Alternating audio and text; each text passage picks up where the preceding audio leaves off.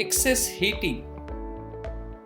Let's understand the possible reason of this. This hot water is for making tea or coffee. Hence, the water temperature is fixed at 85 degrees Celsius. It cannot be regulated, means it cannot be increased or decreased.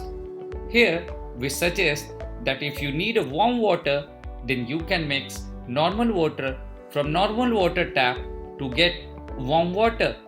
There is a safety device installed in the unit which ensures that the water's temperature should not go above 85 degrees Celsius.